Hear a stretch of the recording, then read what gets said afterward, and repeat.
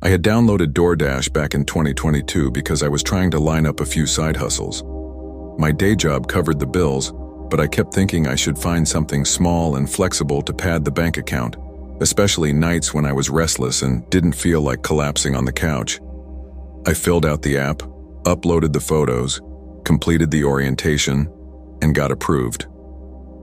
For whatever reason, though, I kept putting it off. 3 weeks passed with the app sitting on my phone like a little promise I never quite kept. One slow Thursday night after work, I sat on my apartment steps, half bored and half wired, staring at the screen. It was one of those in-between hours when dinner had long since been eaten and sleep felt distant. I told myself, why not? If I don't try it now, I'll keep waiting forever. So I switched the app on and accepted the first batch of deliveries. The first few were clumsy, fumbling with the pickup, figuring out the fastest routes, learning to juggle hot bags. But they went smoothly enough. The rhythm of it clicked after a couple runs, and I started to enjoy the simple transaction of food in, food out, a couple dollars here and there. Around 3 hours into my little experiment, I was maybe 15 minutes past midnight. The night had a hush that made everything seem quieter than usual. The city had settled. My phone buzzed with an incoming order from a McDonald's that, according to the app, was open 24/7, the only one of its kind in our small county. The estimated tip made my head snap to attention, $30 to $40 for a single order. That was basically what I'd earned the prior 3 hours combined. I didn't overthink it. I hit accept before I even read the whole address. The directions led me out of town and onto the highway that peeled away from the glow of the city toward the countryside. The road narrowed and the clusters of houses thinned out until there was only dark and the distant sweep of fields. About 2 minutes after I left the bright convenience of the highway, my phone rang. The customer on the other end sounded older than me, maybe in his 30s, with a voice that had an edge to it, impatient, a little terse. "Confirm the address," he said without preface. I read it off exactly as it appeared in the app. There was a pause long enough to notice. Then the man cut the call. "No thanks, no, got it, nothing. Just click." The whole exchange felt off. Most people would at least say something warm or clarify. Instead, he'd hung up like he'd been interrupted. I shrugged it off as an odd personality and kept driving. The landscape changed the farther I went. Street lights dwindled to nothing. Occasional farmhouses sat yards away from the road like islands in shadow. The GPS sang directions in the soft monotone that maps use, and the ETA kept climbing. 15 minutes felt longer than it should have. The road was straight, and the radio had been quiet long enough for me to notice how loud my own thoughts were. The air out the window smelled faintly of damp earth and cut grass. When the map told me to turn onto a dirt drive, I hesitated. The drive was narrow and hemmed in by tall grass that swayed like a low ocean. A soft fog had rolled in, the kind that leaves everything slightly fuzzy at the edges. I pulled my headlights through it and craned my neck as the silhouette of a house came into view. It was an old farmhouse, the kind of building you see in period movies. A wide porch wrapped around its face, clapboard siding, and a tired familiarity. Light leaked from the kitchen windows. The numbers on the post matched the address in the app. I parked and grabbed the insulated bag.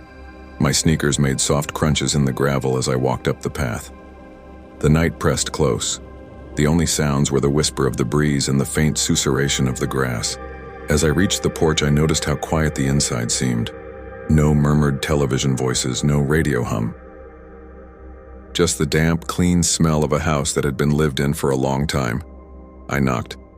The door swung inward on the first knock, not open wide, just ajar, as if someone had left it carelessly unlocked. A man's voice called from the back of the house. It was the same voice as the phone, curt, clipped. "You the Dasher?" he asked. "Yeah," I said.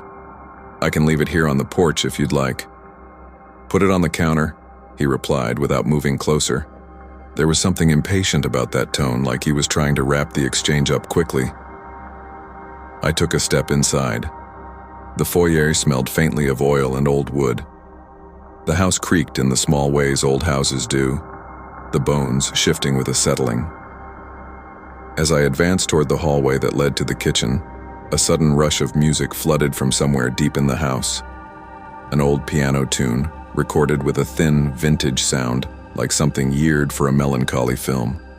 It was loud, louder than the voice had been, and it came on suddenly like someone had turned up the volume to cover a noise. "Hello?" I called, more to keep myself steady than because I expected a response. The man didn't answer. The music kept playing, the melody twining through the stairwells, through the dim hallway. For a moment, I thought maybe he was trying to mask the sound of someone else moving around. The thought made the hair on my arm stand up. My unease climbed. My hand was on the doorknob of the kitchen doorway when I heard it. The floorboard by the front hall shifted, the telltale scrape of a shoe. I saw, in the dim ambient light spilling from the kitchen, the silhouette of a man half-stepping into view near the foot of the stairs. For a second, his face was in shadow, and then his eyes caught the light, like two pale moons, and they were wide and fixed on me. I dropped the bag out of reflex. The paper sack thumped onto the floor. I told myself I was being dramatic. Maybe he was just coming to the door. Maybe the music had been turned on to celebrate something. A bad weed of paranoia mixing with too many late-night horror stories. "Hey," I started, and the man's mouth moved. I thought he would speak, but instead he made a small, strange motion with his hands and then took another step. He wasn't coming toward me in a friendly way. His body was low, like he was trying to stay out of the light. I noticed then that something dark clutched his hand. It might have been a tool, maybe a flashlight, but in that instant I couldn't tell. The way he moved made my skin crawl. He looked like someone who'd been caught doing something and had frozen. My pulse hammered. The music suddenly seemed absurdly loud, like it was there to confuse my sense of the room. I had the overwhelming perception that if I stayed 2 seconds longer, something worse would happen. I pivoted and ran for the door. Gravity felt heavier than it should have. Every step was the single-minded effort of someone sprinting underwater. I heard a single, sharp sound. A click, maybe the music stopping or some other small mechanism. And then the front door slammed as I hit it. I didn't wait to see what he'd do. I shoved myself into my car, my hands fumbling with the seatbelt while my brain screamed at me to go. Tires spun on wet gravel.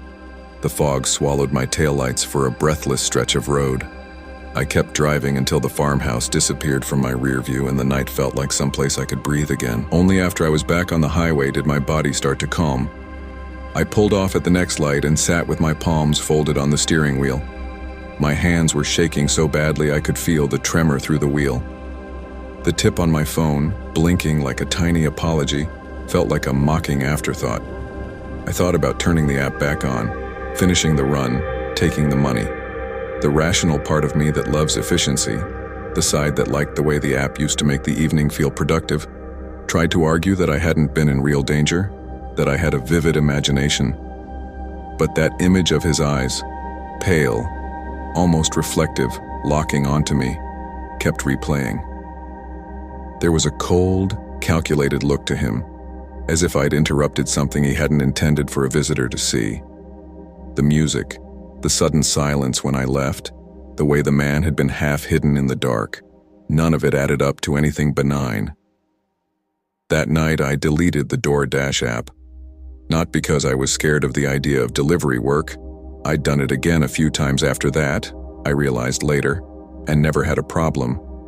But because being in that house, in that silence, felt like it had crossed some invisible line.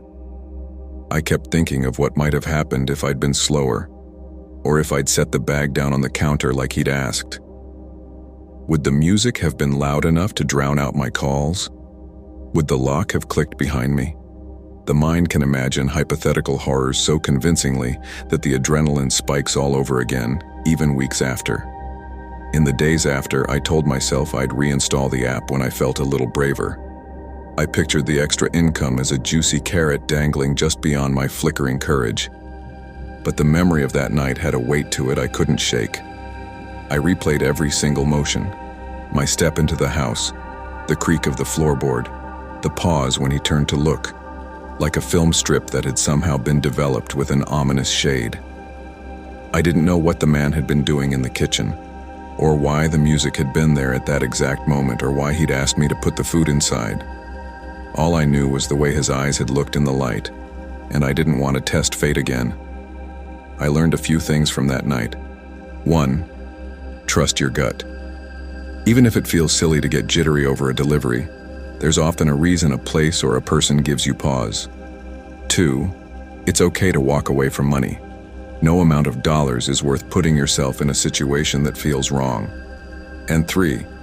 Some small-town roads hold secrets you don't need to meet on a midnight detour. I still think about that farmhouse sometimes, the way it sat in the fog like it belonged in a different era, like a place stuck between film reels. I imagine the lights turning on and off on their own schedule, the piano record spinning somewhere in a dim room. I wonder what kind of life the man in the house led, and whether he ever ordered fast food as a way to break the silence. Most nights now, when the urge to reboot the hustle hits me, I stick to safer options. Freelance work I can do at my desk, odd jobs during daylight hours, things that don't require me to roam empty roads at midnight. I'm careful about the addresses I accept, and I always check for red flags on calls. I learned to prioritize my comfort over a tempting tip. If there's a moral, maybe it's this. Sometimes the easy cash is a trap dressed in neon and convenience. You can't always put a price on feeling safe. I still miss the simple extra income DoorDash promised, but I don't miss the cold tightness in my chest when I think back to those pale eyes in that dim kitchen. That image has stayed with me, a reminder that not every strange moment needs to be solved. Sometimes the bravest thing is to turn the car around and drive back to the city lights.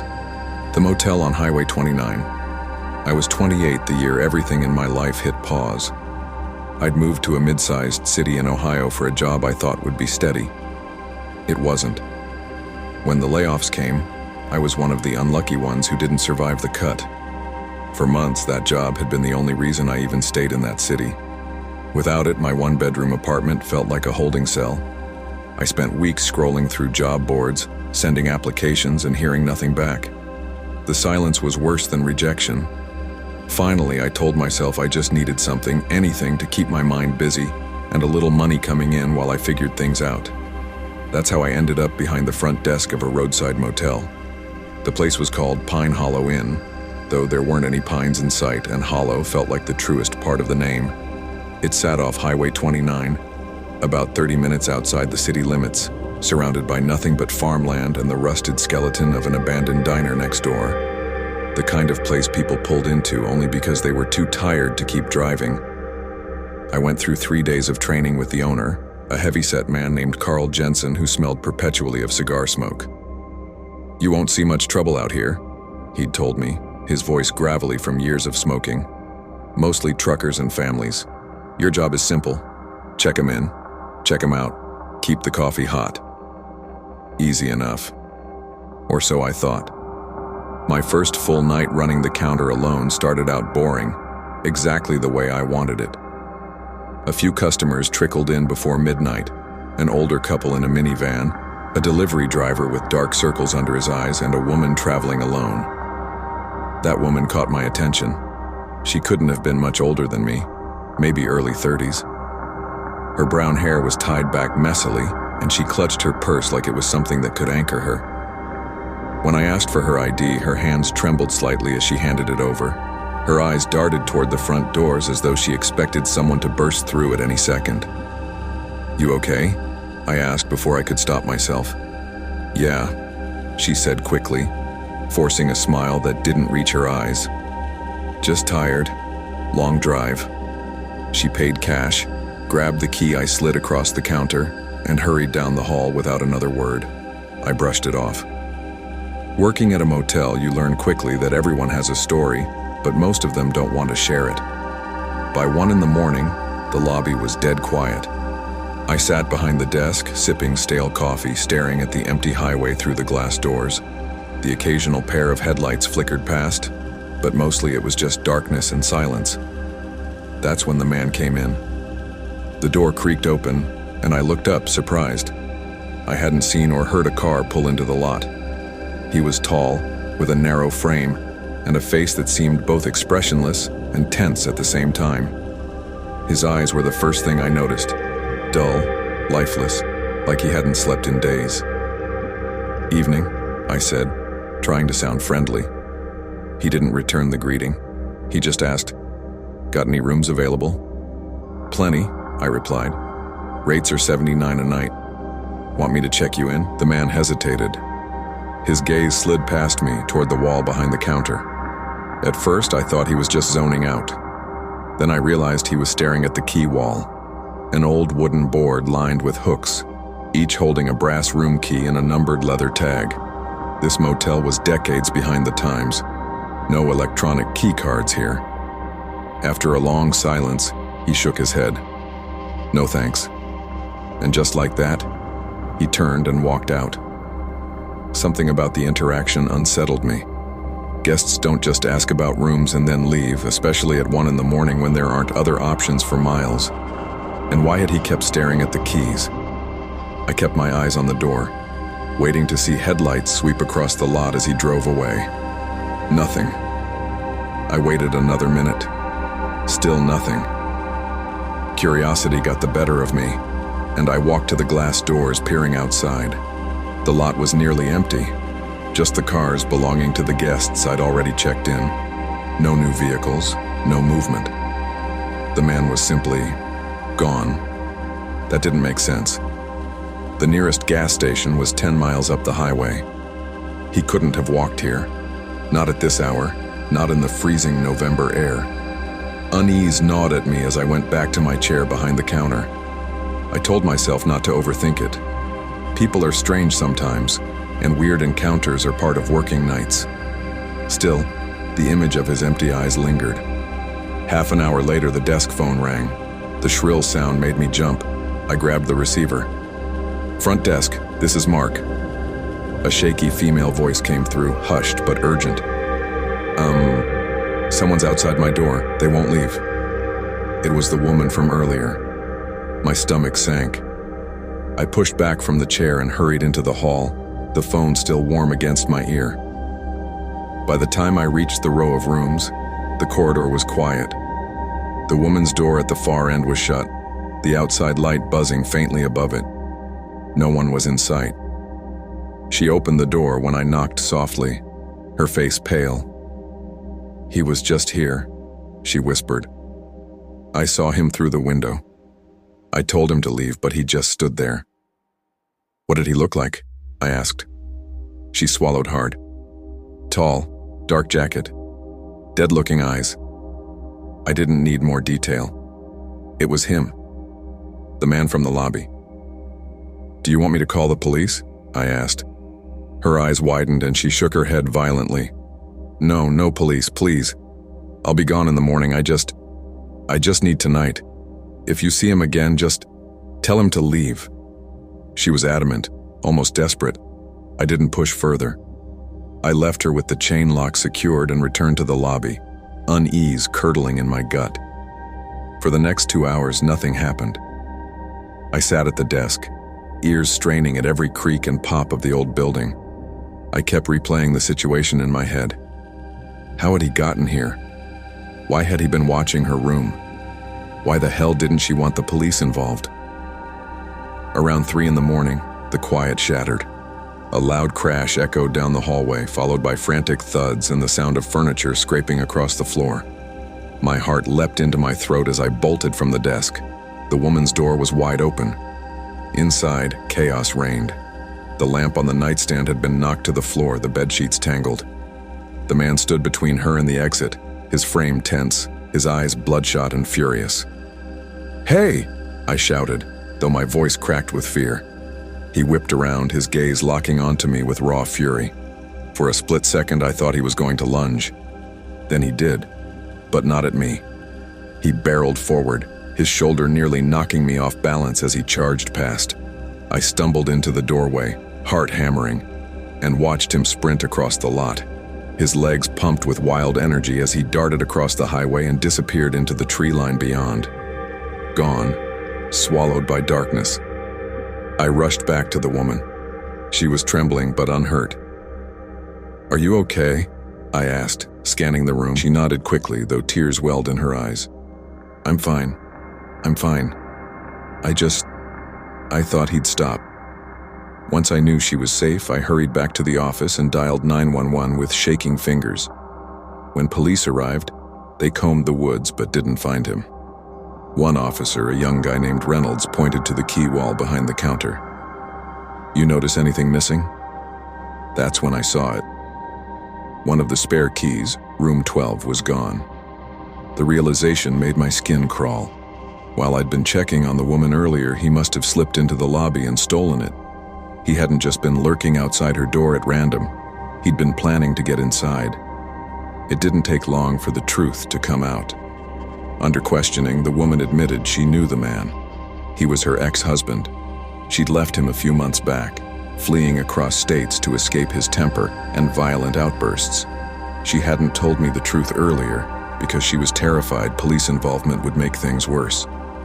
That night could have ended much differently. If he hadn't bolted into the woods, if I'd been a minute slower responding. I still think about the possibilities. I stayed at Pine Hollow for a few more months. I needed the paycheck, and at first I convinced myself the incident had been a fluke. But every night after that, I felt the weight of those keys on the wall, the silence of the highway outside, the possibility of another shadow slipping in unnoticed. Eventually I quit, found something else. Something that didn't involve long nights alone in the middle of nowhere. But I'll never forget that first night. The man's eyes, the sound of the crash, the way he vanished into the trees. Some nights when I can't sleep, I catch myself wondering where he went and what would have happened if he'd decided not to run. The grocery store night shift. My name's Maxine, and back then I was 23, fresh out of options and fresh out of excuses. I had just moved to a small town an hour north of the city where my parents lived. I didn't want the noise and expense of the city itself, but I figured being close to them might help me get back on my feet. The truth was I'd been drifting for a while, bouncing between part-time jobs, quitting one after a few months, starting another, never really finding a rhythm. By the time I unpacked in my tiny one-bedroom apartment, my savings were already thinning out. So, I did what anyone desperate does. I opened up the job listings and started applying to anything that didn't require a degree I didn't have. That's how I found the grocery store. It wasn't a chain, no bright logos I recognized, no name brand slogans. Just Pine Hill Market, tucked into the corner of a strip mall on the edge of town. The job description was simple. Night stalker needed, immediate start. I had worked at a grocery store in high school, so stocking shelves wasn't exactly foreign to me. It wasn't glamorous, but it was money. I filled out the application online, half expecting it to disappear into some ignored inbox.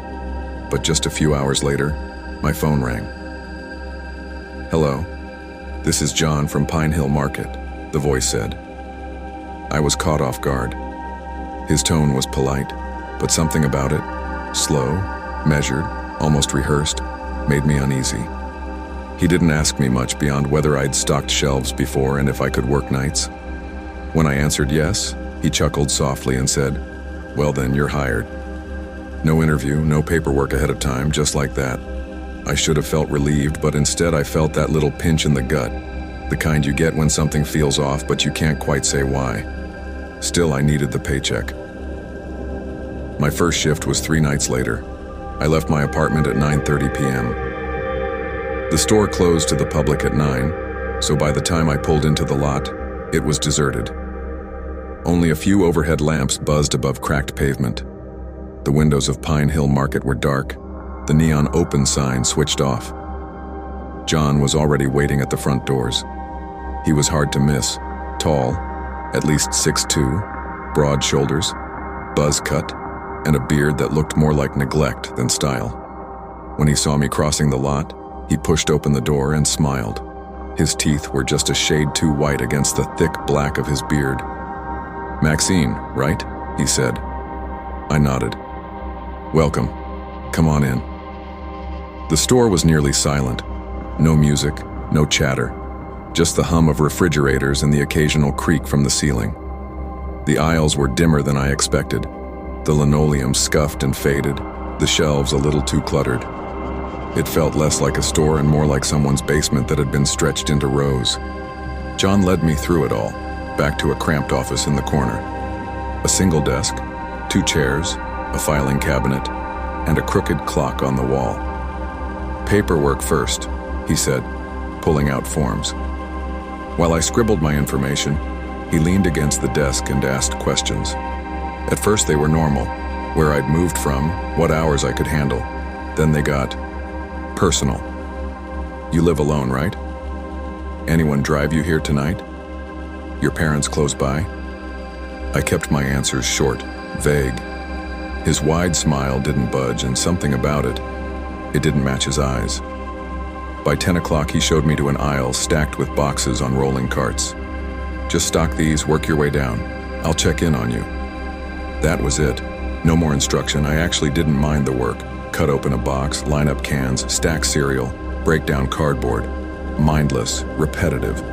An hour slipped by, but every so often I'd look up and see him.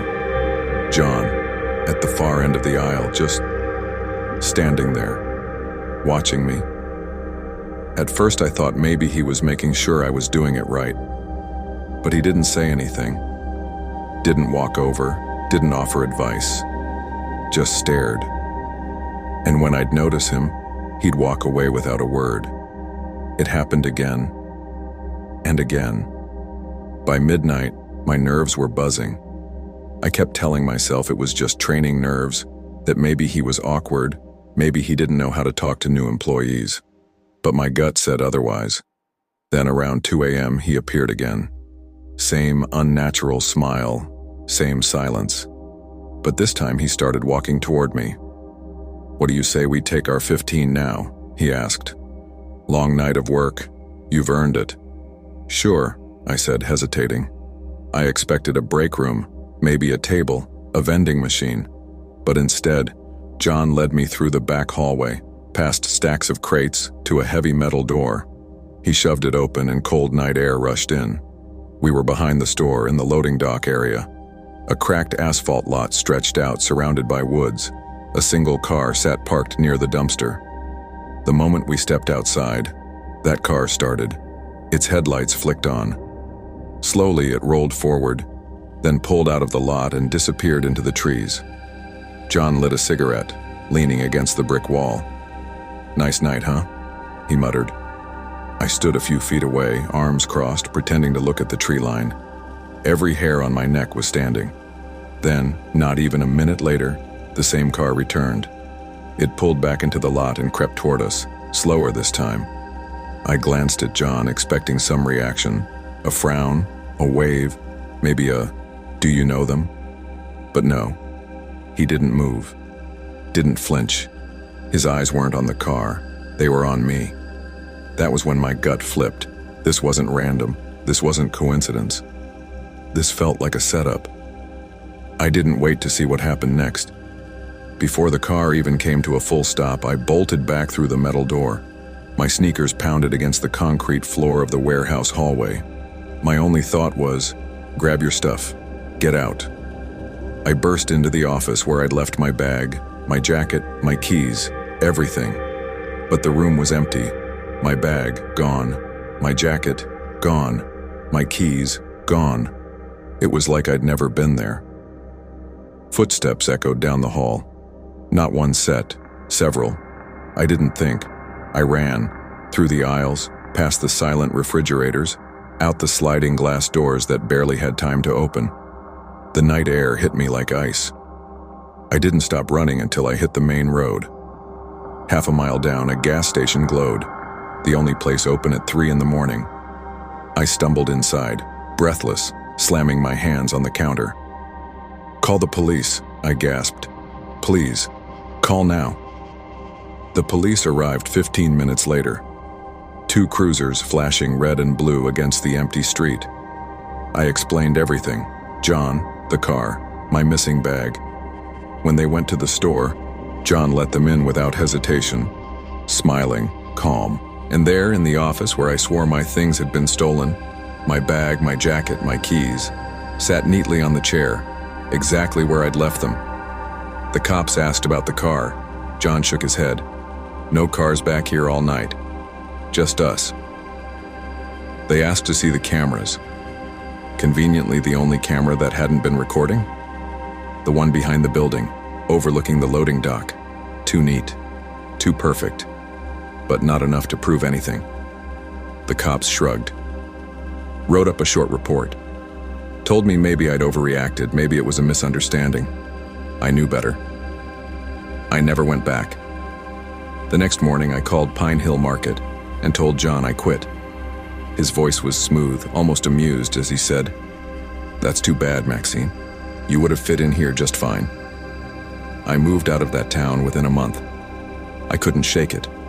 The way he stared at me, the way the car circled back, the way my bag mysteriously disappeared, then reappeared when the cops arrived. Maybe I can't prove what would have happened that night. Maybe on paper, it's nothing more than nerves and bad timing. But in my gut, I know. If I hadn't trusted my instincts, if I'd stayed out there with John by that loading dock,